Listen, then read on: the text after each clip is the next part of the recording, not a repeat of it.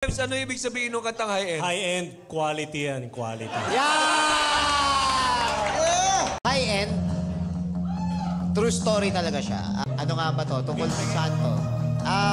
Yung girlfriend, yung ex ko ay may kotse, mayaman sila. Tapos yung girlfriend din ni Norma Love ay nagpa-practice ng law nung time na yon.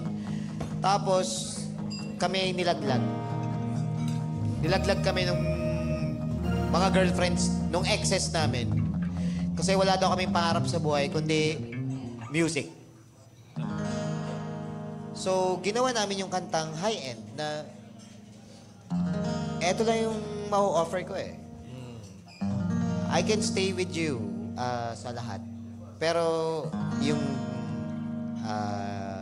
kayamanan, yung mga ganon, parang hindi ko maibibigay for now.